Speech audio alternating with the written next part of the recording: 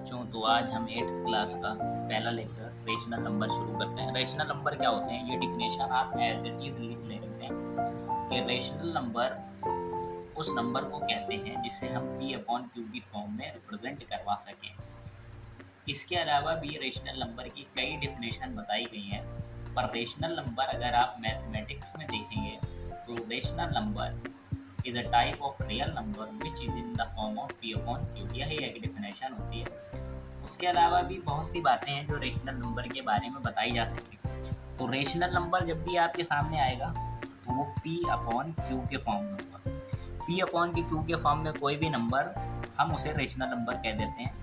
यहाँ पर एक शर्त है, वो शर्त ये है कि क्यू भी कभी भी ज़ीरो के बराबर नहीं होना चाहिए। अगर डिनोमिनेटर इसे, हाँ एक चीज़ और, इसे न्यूमिनेटर कहते हैं और नीचे वाले को डिनोमिनेटर कहते हैं।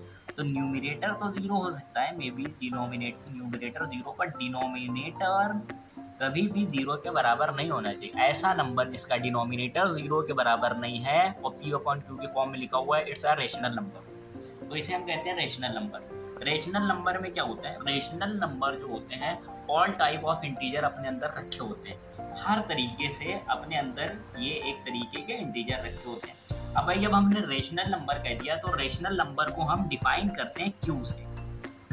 It's define as Q. Q से रेशनल नंबर को डिफाइन कहा जाता है। अब आप यहाँ सोचेंगे कि आर से क्यों नहीं डिफाइन करते, तो आर हमने पहले ही रियल नंबर को दे दिया है। आर रियल नंबर को हम आर से डिफाइन करते हैं, इसलिए दोबारा हम रेशनल को आर से डिफाइन नहीं कर सकते।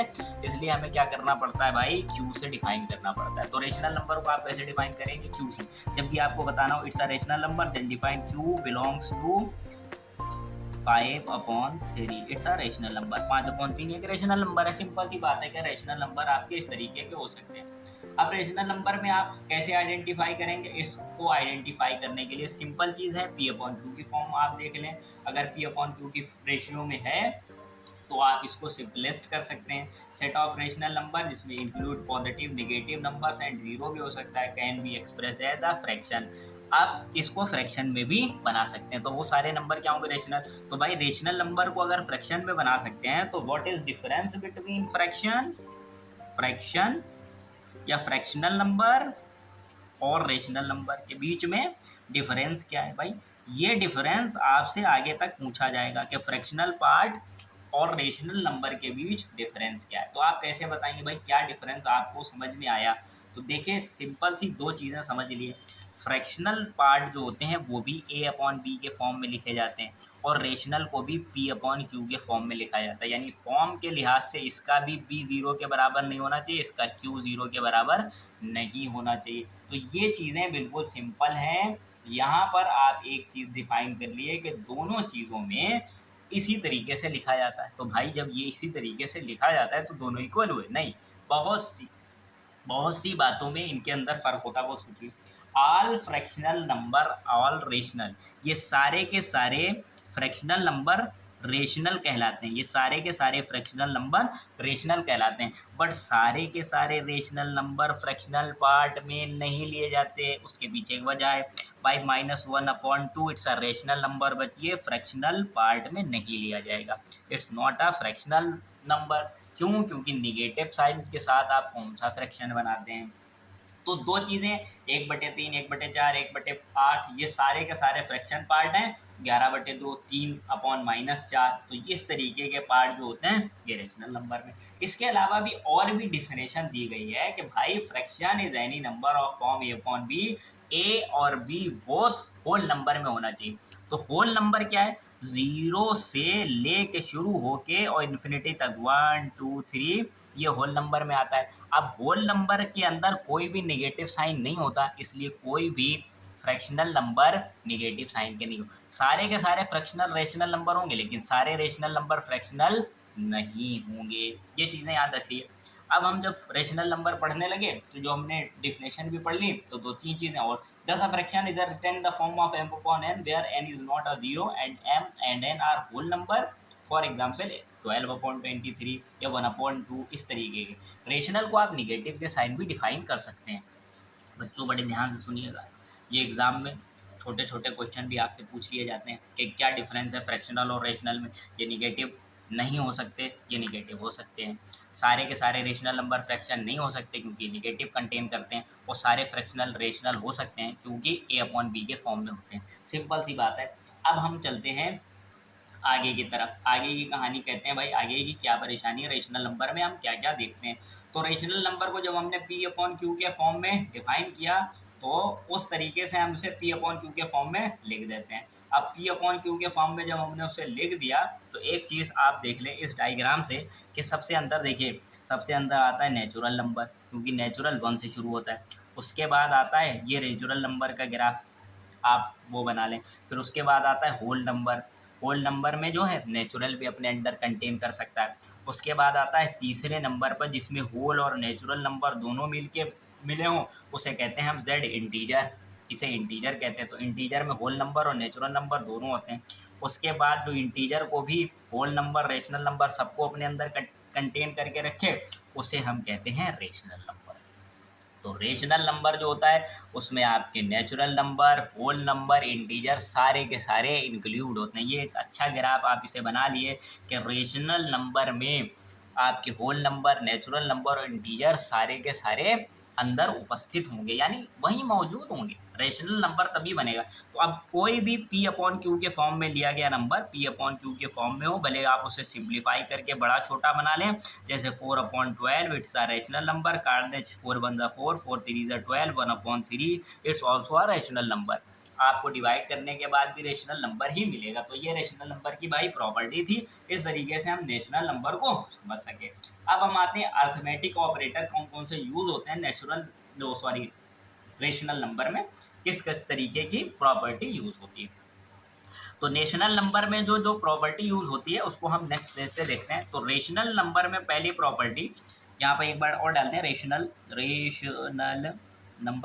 नंबर में पहली प्रॉपर्टी एडिशन। एडिशन किस तरीके से होता है, कैसे दो रेशनल नंबर को हम ऐड करते हैं। तो रेशनल को ऐड करने के लिए कम्यूटेटिव लॉ लगता है। Commutative, what is commutative law? Commutative law it's state that कि अगर p/q की फॉर्म को r/s की फॉर्म में ऐड कर दिया जाए, तो r/s की फॉर्म पहले लिख के p/q की फॉर्म में ऐड कर दो, तो दोनों की वैल्यू बिल्कुल सेम होगी। इट्स स्टेट है कम्यूटेटिव लॉ दैट कि दोनों की वैल्यू इक्वल आएगी। जैसे एक नंबर ले 2/3 प्लस 1/3, 2/3 1/3।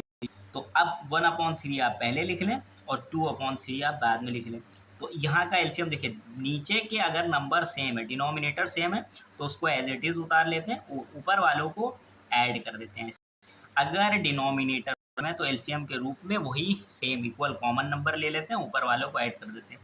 तो यहाँ 3/3 बना, यहाँ भी 3/3 बना, ये 3 से कट गया, ये 3 से कट गया 1। 1 is also a rational number.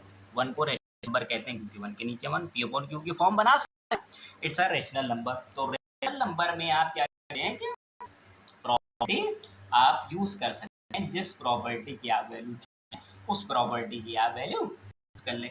अब दूसरा पार्ट क्या है कि भाई कैसे अदर लें, जैसे हमारे पास 2/4 प्लस 1/4 होता है, तो 4 में हम एलसीएम के रूप में, तो एलसीएम निकालने का आसान तरीका होता है एलसीएम, लीस्ट कॉमन मल्टीपल आप निकालिए। तो लीस्ट कॉमन मल्टीपल देखिए, सबसे छोटा कॉमन मल्टीपल क्या होगा, सबसे छोटा मल्टीपल निकालने के लिए वाला यूज करा करिए। पहले आप 2 से काटिए, 1 × 2, 2 × 2, फिर 2 से 1 तो ऐसे 2, तो 2 2 क्या, 4, 2 × 2 यानी 4। ये 4 जो है कॉमन मल्टीपल है, इससे छोटा कोई मल्टीपल आप नहीं बनेगा, इसलिए 4 होगा हमारा एज एलसीएम ले लिया जाएगा। अब जब हमने एलसीएम ले लिया तो 4 से डिवाइड किया 1 आया, 2 से मल्टीप्लाई, प्लस 4 को 2 से डिवाइड किया तो 4 से डिवाइड करने पर 2 आता है, इसे मल्टीप्लाई कर दिया। हम लेते हैं एलसीएम, तो 2 1 2 प्लस 2 1 2 अपॉन 4/4 यानी 1 बन गया। It's also a rational number. इस तरीके से आप रेशनल नंबर आराम से निकाल सकते हैं, इसमें कोई परेशानी की बात नहीं। सब्ट्रैक्शन जब आता है, एडिशन के हमने लॉ पढ़ लिया, अगर सब्ट्रैक्शन का लॉ देखें, एडिशन के साथ जल्द से जल्द सब्ट्रैक्शन भी आ जाता है ना। एडिशन के बाद जब हम सब्ट्रैक्शन का लॉ देखते हैं, सब्ट्रैक्शन का लॉ थोड़ा सा डिफरेंस है। भाई वो क्यों डिफरेंस है, उसकी खास, सब्ट्रैक्शन में कम्यूटेटिव लॉ लगता नहीं। जैसे अगर आप p/q को -r/s कर, तो ये 10 not equal to R upon S minus P upon Q. भाई वो क्या है, एक एग्जाम्पल से हम समझ लेते हैं। जैसे पी अपॉन क्यू हमारा 1/2 और सॉरी 3/2 ले लें, माइनस आर अपॉन एस जो था वो 2 अपॉन या 1/2, 3/2 1/2, ठीक है, बिल्कुल सिंपल नंबर है, आसानी से हो जाए। आर अपॉन एस को 1/2 माइनस 3/2 ले लें, तो यहाँ की जो हमें वैल्यू मिलेगी, देखिए नीचे का कॉमन है तो कॉमन एलसीएम हो जाएगा, ऊपर वाले को एज इट इज रख देंगे, 3 - 1 यानी बचेगा 2/2। अब इस केस में इधर क्या, देखिए 2 एलसीएम मिला, ऊपर 1 माइनस 3, यहाँ उल्टा एक में से 3 माइनस करना, यहाँ 3 में से 1 माइनस करना। जाहिर बात जब छोटे में से कोई बड़ा माइनस करते हैं तो वो माइनस कंटेन करता है अपने, और वो आ जाता है -2। ये वैल्यू बनेगी -1 और इधर बनेगी 1, ये कभी भी एक दूसरे के इक्वल नहीं है। इसलिए सब्ट्रैक्शन में चाहे कोई भी हो बट कम्यूटेटिव लॉ अप्लाई नहीं होता। कम्यूटेटिव लॉ की प्रॉपर्टी आप इधर उधर अगर उनका प्लेस चेंज करें तो बहुत बड़ा आ जाएगा, तो इसमें कम्यूटेटिव लॉ लगता है लेकिन माइनस पी अपॉन होता है। नेक्स्ट वीडियो लेक्चर हमारा मल्टीप्लिकेशन और इसके क्वेश्चन